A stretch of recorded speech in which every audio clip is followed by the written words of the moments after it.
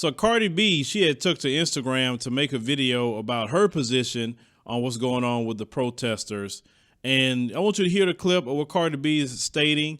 But, you know, some things I definitely agree with Cardi B on 100%, but just one portion I may just be not really in agreement with. But let's roll that clip. So I just want to give my POV. Seeing people looting and going extremely outraged, you know, it makes me feel like, yes, finally, motherfuckers is gonna hear us now, yeah. And as much as people is so against it, at this point, I feel like I'm not against it, even though it do scare me, and I don't want anybody to get hurt. But it's really frustrating. You want to know why? Because police brutality been going on even way before I was born, but it has been more visual ever since, you know, social media started getting popping. And ever since, let's say, Instagram started, just one app, let's say since Instagram started, how many peaceful protests have we seen? How many trending hashtags have we seen? These hashtags keep freaking repeating themselves. I feel like I've done videos against police brutality. I feel like this is like my 7th time. Like, I've been doing fucking police brutality videos ever since my teeth been fucked up. And the only shit that changed has been my fucking teeth. Like, you know what I'm saying? So it's like people are tired. So now they're tired of showing that it's like, oh, motherfuckers are educated. Motherfuckers could take the grown and adult way and act peaceful. People are tired of that. So now this is what people have to resort to. And another thing, I also want to say this. Another way for the people to take power, I don't want to make everything political, but it is what it is. It's by voting. And when I say voting, I'm not only talking about the president. We could vote for mayors, we could vote for judges, and we could also vote for DAs, district attorneys. Yes, we could vote for these people for our county. We sure can. The people that are voting for these people are most likely cops, most likely rednecks. That's why every single time that some fuck shit like this happen, it goes to their favor. Because these people have the powers, DAs, these judges, these attorneys, they have the power to prosecute these cops when they do fuck shit like this. That's why we have to vote.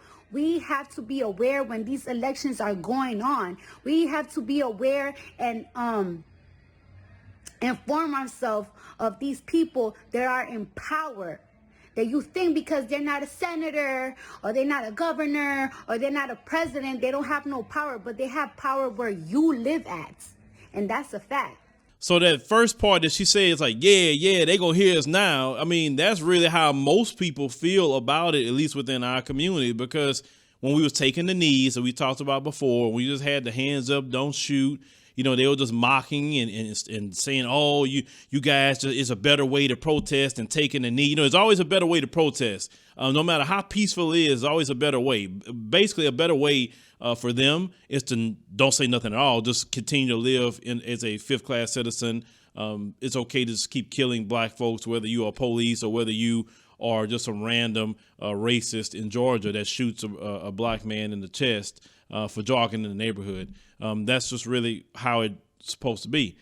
But a lot of people, yes, of course, some people are going to be like, yeah, I get it, but you know, the people torturing things. But like I said, it's not all of us at all doing that. And I'll try to, you know, talk about that, where you have other groups like Antifa and other white supremacist groups who are actually doing those things, and then it's putting the blame on us.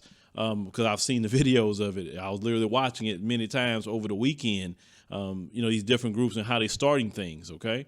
So people are just tired. They're tired. And like she said, only thing changed with police brutality, and I would say police anti-black murder, because that's all it is.